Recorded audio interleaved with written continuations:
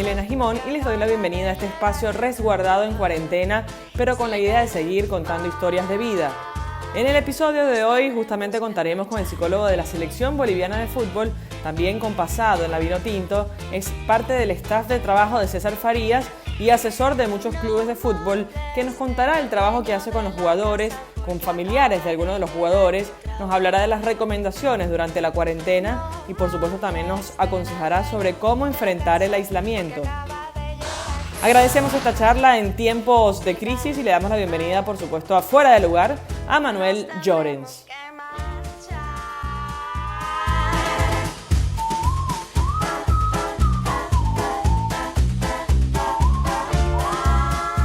Gracias también a nuestros amigos de Famas Look por el tema que escuchan en la intro.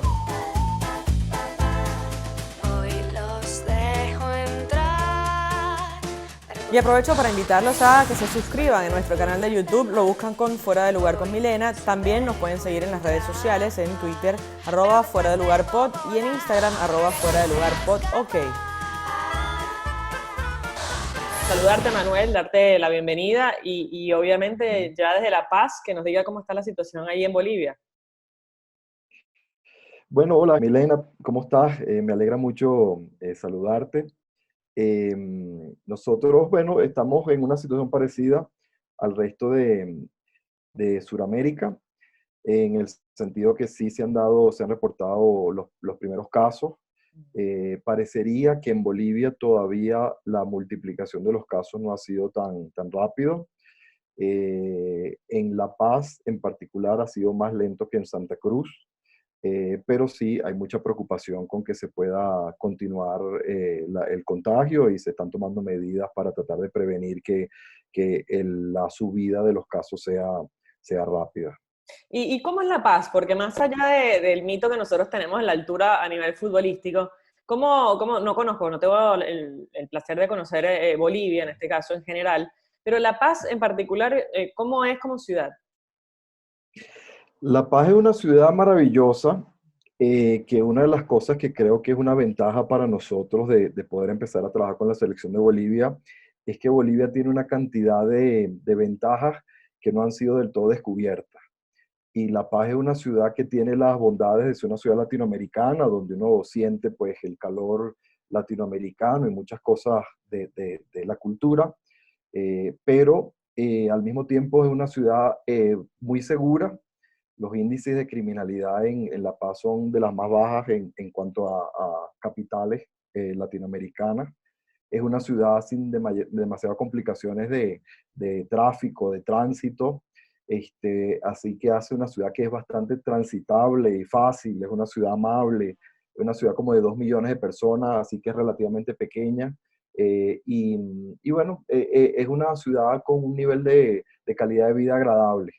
Y te llevó el hecho de que tuviste que trabajar con The Strongest, ¿no? En la época, Sí, tu primera etapa como psicólogo de clubes, ¿no? En Bolivia. sí.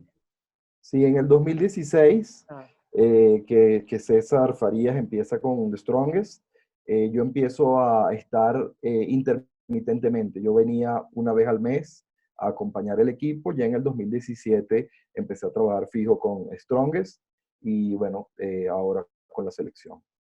Y bueno, cuéntame un poquito cómo ha sido tu carrera. Bueno, para que sepan, Manuel es psicólogo, ya la intro mencionaba más o menos el currículum que tiene Manuel, pero en definitiva, eres psicólogo más con un máster en psicología deportiva. ¿Cuál fue tu arranque? ¿Cuál fue tu inicio en el deporte? Entiendo que con Lino Alonso también tuviste la oportunidad de trabajar, ¿no? Sí, la verdad es que mi comienzo en la psicología del deporte es gracias a Lino Alonso. Lino, bueno, para los que no lo conocen en Sudamérica, fue un entrenador muy importante en Venezuela, en todos los niveles, la verdad, pero tuvo mucho trabajo con las selecciones juveniles de Sí. Venezuela.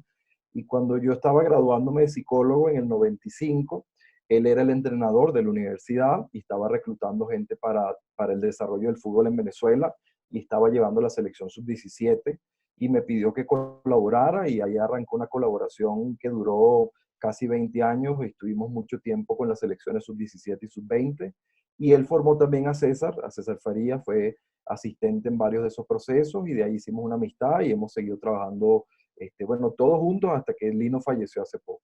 Sí, yo lo tuve como entrenador en el fútbol femenino, tuve la Sí, oportunidad de en serio. compartir algunos módulos, sí, sí, sí.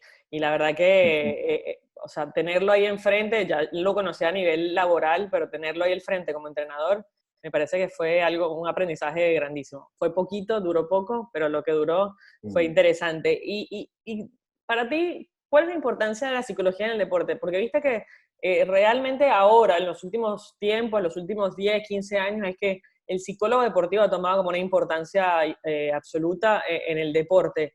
¿Cuál ha sido tú o cuál crees tú que es la importancia justamente de acompañar con psicología a los atletas de alto rendimiento?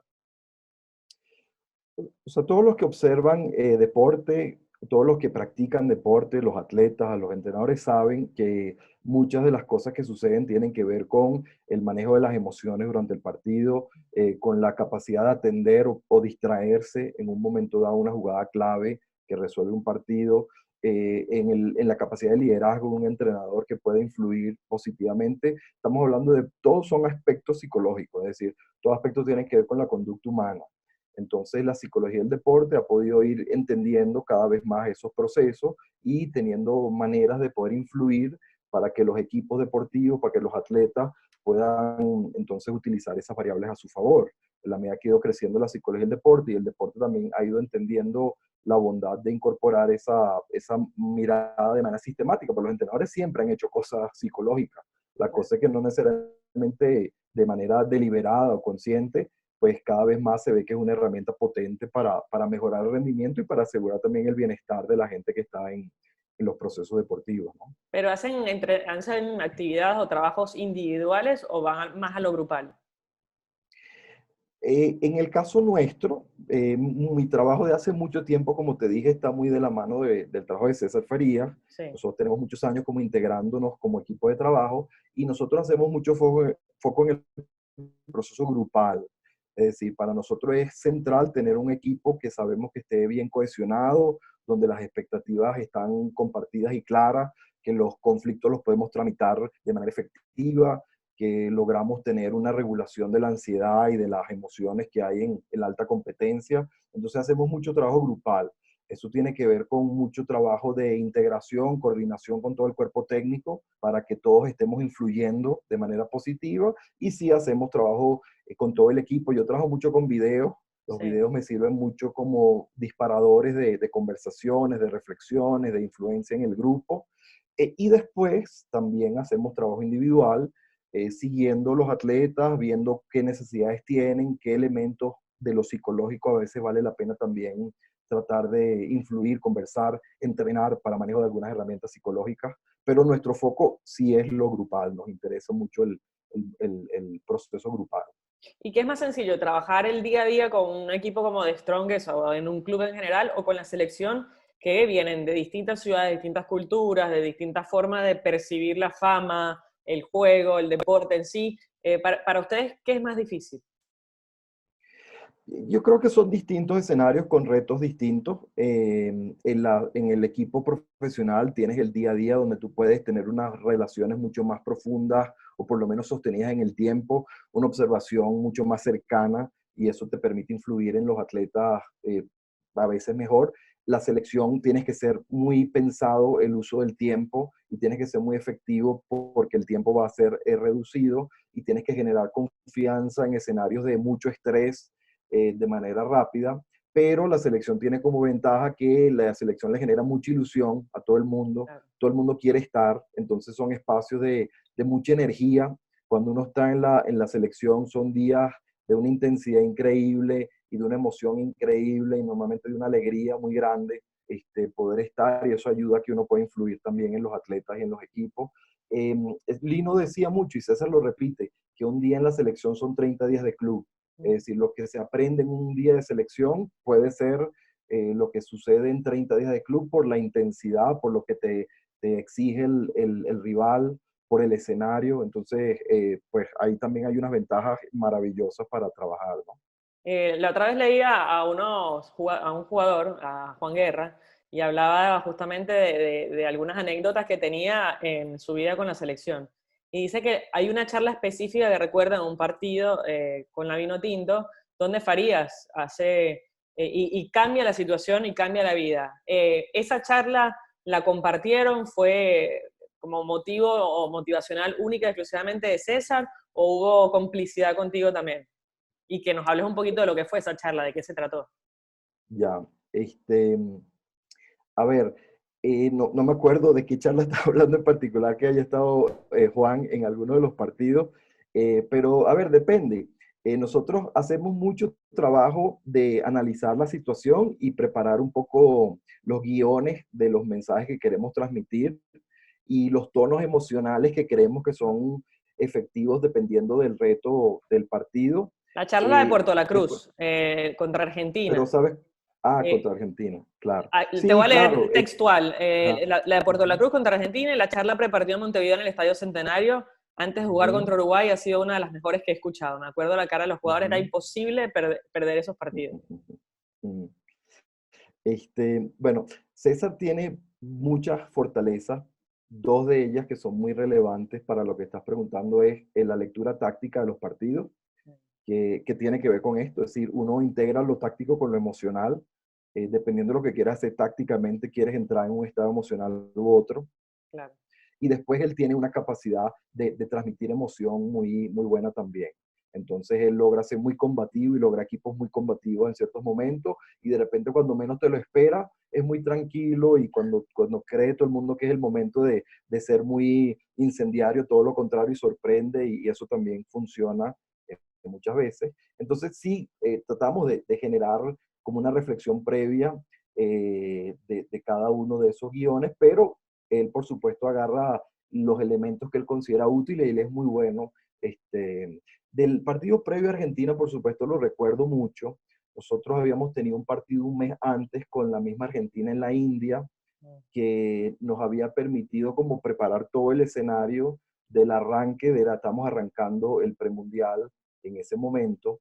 El equipo venía de jugar de visitante en Ecuador y habíamos dividido el grupo en dos y un grupo fue a Ecuador a jugar de visitante y otro grupo nos quedamos en Puerto La Cruz a prepararlo. Entonces un partido que pensamos muchísimo. Y sí recuerdo que teníamos la sensación de ahí teníamos muchos jugadores con que habíamos trabajado durante muchos años desde juveniles. Por ejemplo, siempre me acuerdo de Osvaldo Vizcarrón en particular. Claro. Y parte de las cosas que recuerdo que César le dijo a Osvaldo, mira Osvaldo, tú le has ganado a Argentina en sub-17, sí. Tú le has ganado a Argentina en selección sub-20, sí. Tú le has ganado a Argentina en Copa Libertadores con clubes venezolanos, clubes argentinos, sí. Bueno, y perdimos 1-0 hace un mes, así que nosotros estamos respirándoles en el cuello. Esto es una consecuencia lógica de todo el trabajo que has hecho toda tu vida. Esto viene, ¿sí? Así que nosotros estamos preparados. Y bueno, fue como recopilar todo el trabajo que veníamos haciendo y creo que lo que más me impresionó es que la confianza estaba puesto en hechos reales, donde todos los jugadores podían saber, sí, todo ese recorrido lo hemos hecho. Aquí nadie nos está vendiendo inspiración en palabras vacías, sino esto tiene razones muy concretas de pensar que le podemos ganar y sí salimos con mucha confianza en ese partido. Sí, estuve presente, lo fuimos a cubrir con la señal y la verdad, estar al lado de dos argentinos y disfrutar de ese partido para mí fue como uno de los puntos más altos de mi carrera en cuanto a selección se refiere. Pero además hay otro problema, es incorporar a figuras que no han sido parte de los procesos. ¿Eso también se trabaja en la parte de psicología o es más la cuestión táctica y técnica del entrenador? Sí, no, no, las dos cosas, ¿no? La selección tiene eso, y además la filosofía del trabajo ha sido siempre ampliar la base de jugadores, es decir, tener muchos jugadores disponibles, y eso implica que uno puede incorporar algún jugador que no necesariamente ha estado en proceso de cerca con uno, y por supuesto, mi trabajo tiene que ver con tratar de incorporarlos lo más rápido posible, ayudar a que se sientan cómodos, ayudar a que sientan que cuando se les llama, nunca se llama a nadie por rellenar un espacio, sino siempre queremos que alguien venga a cumplir una función y que tenga cosas que pueda aportar y que genere un puente rápido con César y los asistentes técnicos para que además entonces entiendan cuál puede ser su rol. Entonces sí, eso es parte del trabajo, estar integrando gente todo el tiempo y después tienes jugadores adentro normalmente que son líderes naturales y que también se convierten en como socios de la intervención que uno está buscando porque entienden la fortaleza de un grupo, ¿no? ¿Y qué es lo más complicado de esta cuarentena, de este encierro, para preparar lo que era supuestamente el arranque de la eliminatoria y hoy lo tienen que pausar, una Copa América que también se suspende? ¿Qué se habla con los jugadores? ¿Cuál es el trabajo que se maneja? Porque esto va a ser todavía más largo. Sí, claro, es una situación compleja, nueva, que todavía estamos procesando en alguna medida y que solo vamos a ver con claridad en la medida que entendamos los tiempos y cuándo vamos a saber cuáles van a ser los retos finalmente siguientes como selección. Pero, a ver, nosotros, una de las fortalezas que creo que hemos cultivado por el lugar que nos tocó crecer en el fútbol, que fue Venezuela, es que nosotros creemos que nuestra fortaleza es la adversidad. O sea, a nosotros nos tocó empezar a crecer en un fútbol que no tenía las estructuras, no tenía la afición, no tenía el dinero, no tenía la historia, y de allí teníamos que convertirnos en un equipo competitivo. Y todos los jugadores que sacamos esas condiciones, pues terminaron siendo unos tipos muy fuertes de cabeza, precisamente porque crecieron en la adversidad. Así que cuando nos tocan estos episodios, apelamos a esa historia y creemos que nosotros somos fuertes en adversidad. Entonces, creo que, por ejemplo, nos pasó formando la selección ahorita sub-23 que estuvo en el preolímpico, Ajá. que hubo la Que le fue crisis en bastante bien. Bolivia, hubo la crisis política, nosotros teníamos un plan corto, teníamos como 5 meses para preparar la selección y 2 meses se suspendió toda actividad por la crisis política. Y bueno, parte del trabajo fue decir, nosotros eso no nos puede servir de excusa, tenemos que trabajar con lo que tenemos y nosotros sabemos trabajar en tiempos acelerados, de manera que creo que ahora, la ventaja ahora es que afecta a todas las selecciones igual. Claro. Creo que nosotros tenemos experiencia trabajando cuando las cosas se ponen muy Sí, difíciles sí. y sin muchos recursos. Nosotros sabemos trabajar sin recursos y ese es el espíritu que le queremos transmitir a los jugadores también. Y el venezolano en general también ha vivido un trauma, por llamarlo de alguna manera, mucho más alargado y prolongado, quizás más fácil salir de esto, ¿no? No sé, a nivel Sí, de psicología. a ver, también, o sea, podemos decir los venezolanos y lo compartimos, pero los latinoamericanos todos tenemos historias de adversidad de todas las versiones. Si uno logra apelar a esas historias en cada uno de los lugares, empieza a descubrir fortalezas que a veces no estaban vistas.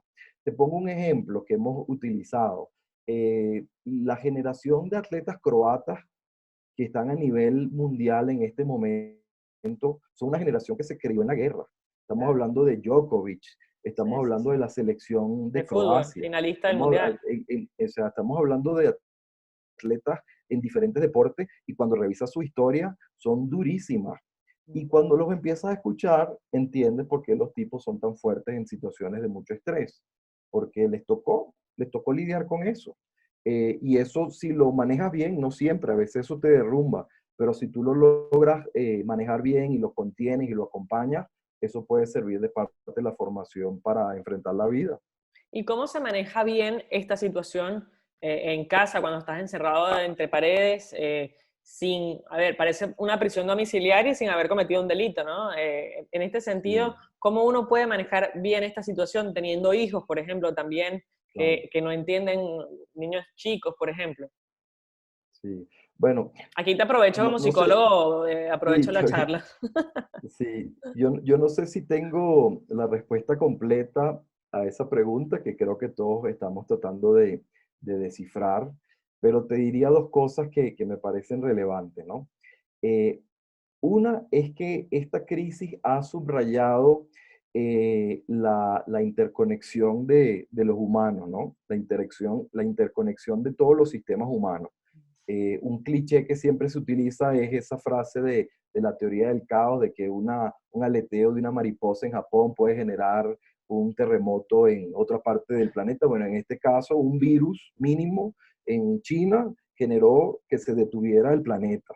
Entonces, enfatiza lo interconectados que estamos. Yo creo que eso mueve a varias cosas, ¿no? Uno es que creo que la frase que es utilizado de distancia social es un poquito infeliz, en Sí. el sentido que creo que es una distancia física, pero no necesariamente una distancia humana.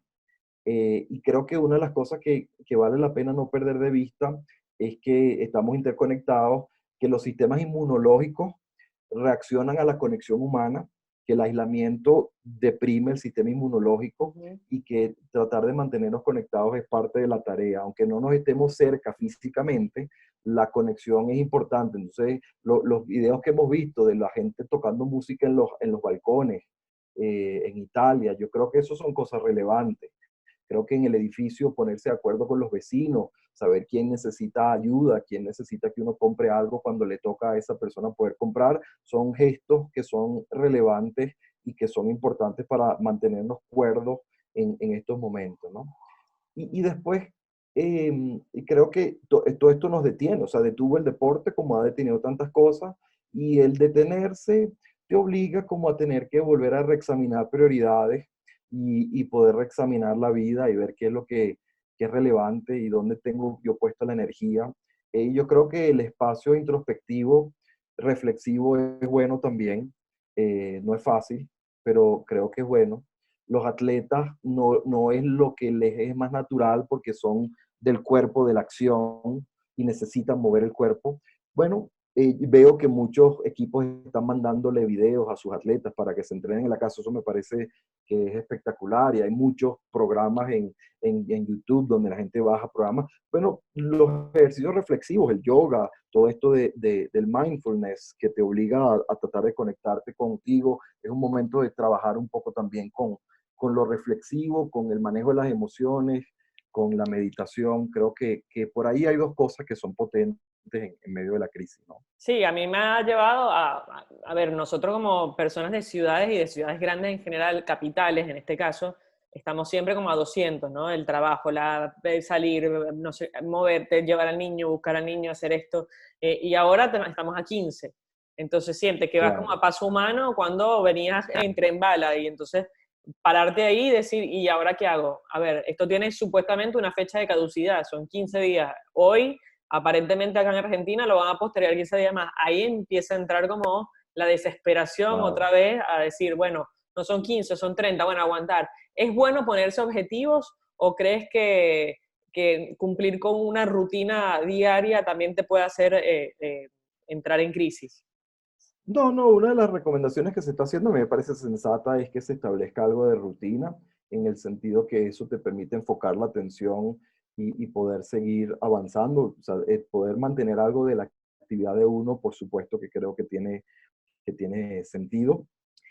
Algo de manejar las crisis tiene que ver con la capacidad de calmarse para poder pensar un poco más ordenadamente y después planificar, pero entendiendo que la planificación en crisis se evalúa día a día. Entonces, sí, nosotros, bueno, como cuerpo técnico, por ejemplo, estamos haciendo cosas y estamos tratando de establecer algunos objetivos de cómo seguimos creciendo, pero también no apresurándonos pensando que vamos a poder predecir de aquí a 15 días exactamente qué va a estar haciendo cada atleta, sino evaluando día a día si esto tiene sentido, si tenemos que retroceder y más bien escuchar cómo está cada quien y sentir que la gente está acompañada o no, alimentarlos con material que les permita mantenerse más activos. Creo que sí, hay que planificar y al mismo tiempo saber que la planificación requiere de mucha flexibilidad y de nuevo, ahí somos buenos los latinoamericanos. Claro. Eso a veces es lo que nos toca a diario, a veces sin que esté pasando lo que está pasando, ¿no? Bueno, Manuel, te agradezco el tiempo. La verdad que es un placer charlar contigo, un poco desahogarnos también de este lado, porque uno como que necesita, acá en la ciudad de la psicología, pues se aplica mucho la psicología. Está bueno Sí, poder conversar contigo y algo de anécdotas también. No, acá en Argentina todo el mundo tiene un psicólogo, yo no, pero todo el mundo sí. tiene un psicólogo. Por ahí te cuento a ti como a mi psicólogo. Bueno, no, me alegra mucho verte, Milena, me alegra mucho saber que estás ahí haciendo lo que estás haciendo, porque venimos además de la misma universidad donde estábamos haciendo fútbol cuando nadie hacía fútbol allí, Exactamente, hace muchos años. No tanto, no lo hace digas. muchos años. Te mando un beso Qué y todo lo bien, mejor bueno, para esta eliminatoria, ¿sí? igual, ya estaremos conversando. Chao. Saludos por allá. Chao, chao.